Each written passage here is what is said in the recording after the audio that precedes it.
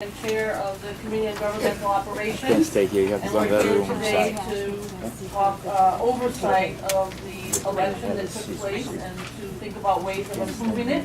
Although I want to be very clear, there have been some wonderful polling opportunities and sites. We certainly saw Outside, please. in one of the local newspapers in the village that everything went well. So I want to be clear to the Board of Elections that there are lots of good news pieces as well as challenges. I hope we can all work together to solve them. We've been joined happily today by Speaker Quinn as well as Council Members Malone, Lander, and Deakins, and we are all ready to hear testimony from the Board of Elections. But first, we'd like to hear from our speaker, and then I'll have a few introductory remarks, and we look forward to the way forward. Madam Speaker. Thank you very much, and I just want to start by first thanking Chair Brewer not just for having this hearing, but no one, I think, in the city of New York was talking about the impact of the new voting machines more frequently and more loudly than Chair Brewer. So thank you very much for that. And good morning, and thank you everyone from the board who has come to be part of today's hearings to discuss the Board of Elections and other city agencies' performance on primary day and the board's plans to improve operations for future elections. As we have all been taught, a cornerstone of our democracy is a voter's inalienable right to make his or her voice heard at the ballot box. On September 14th, by all accounts, this inalienable right was compromised for far too many people. How many people? By your own admission at the state hearing, you do not know. But the bottom line is, however many people it was, the faith of many New York voters has been shook. It is our job collectively as the local government to restore this faith, and the process of restoration continues today with what I know will be a rigorous evaluation of what went wrong, what went right, and how we can fix what went wrong. Our goal today is to help uncover why such systematic failures occurred and what remedies are needed to get our system back on track. On September 14th, New York City took a major step forward in modernizing the city's election system, moving from a traditional lever voting machine to electronic optical scan machines. We are now closer to achieving the important goal of full compliance with the Help America Vote Act. However, our city's transition into the 21st century was fraught with malfunctions and missteps, at my poll being one example of it. From late poll site openings to poorly trained poll workers to a lack of adequate measures to ensure voter privacy, it is clear that many things went seriously wrong. It is unacceptable that any voter should be disenfranchised as a result of bureaucratic missteps. I find it sad and ironic that the very machines that should be improving our election process cause so many serious and troubling problems. And beyond that, why do we still lack a clear picture of what happened on primary day? Not just this primary day, but by all accounts, there is not a system that regularly analyzes every primary or election day as a matter of course to see what went right and what went wrong. How many machines didn't work? How many polls opened late? These should be questions that are answered after every election, the answers of them made public to New Yorkers so they know what happened.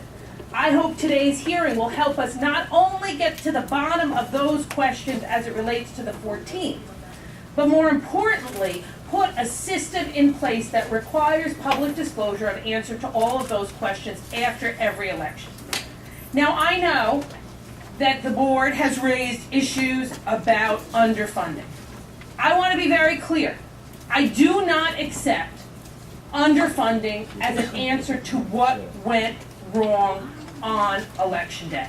Continuously citing fiscal difficulties as an excuse for poor performance is simply a way to skirt responsibility.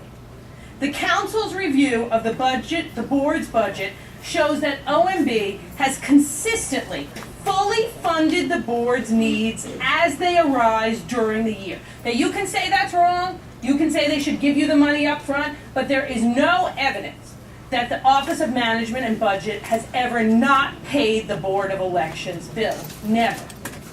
providing and as I said, during the year, providing $21.5 million in additional funds last year is one example. $21.5 million more was needed, and it was provided. It is also noteworthy that the board was unable to spend $13 million last fiscal year in funds earmarked for preparing the rollout of new machines this fall. And that $13 million was rolled over to the 2011 budget from 2010. Simply put, the problems we saw on primary day are unacceptable, and many are issues unrelated to funding. The board, in fact, recently requested that the council approve its request for a $200 a day rate pay increase for those observing the pre-election testing of the new voting machines. In order to adequately assess this request, I expect a full accounting of the type and frequency of problems that occurred on primary day. I also expect to hear the detailed protocols the board has in place or plans to put in place to remedy these failures.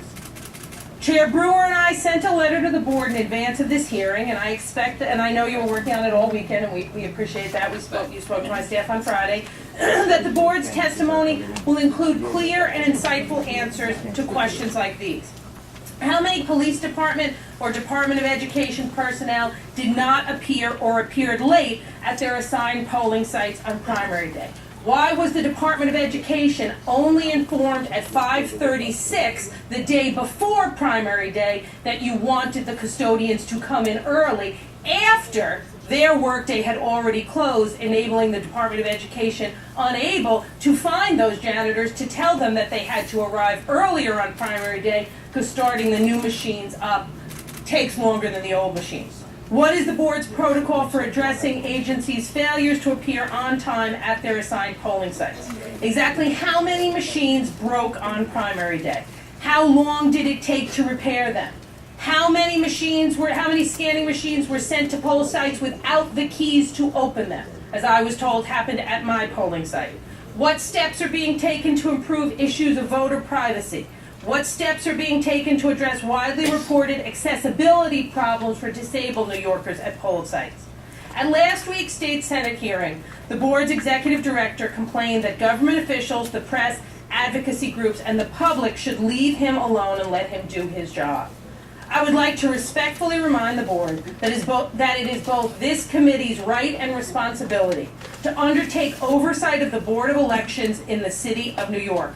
Pursuant to its mandate under the city charter, this body is committed to conducting oversight in a rigorous and transparent fashion. I expect that in today's testimony, the board will answer the critical questions that the council has raised. I look forward to hearing their specific plans for correcting the primary day failures that voters face throughout the 5 boroughs. I also look forward to today's testimonies from representatives of good government and advocacy groups, as well as members of the public, who I'm sure will provide the committee with important proposals for addressing many of the problems we saw on Election Day. And just in closing, I want to again thank Chairperson Brewer for her long-time work on this issue, and I want to thank Matt Gawald and Rob Newman and Alex Postilnik and Preston Niblak and Jeff Meltzer and the other members of the staff who worked to prepare for today's hearing, and I'm sure I forgot somebody, but thank you.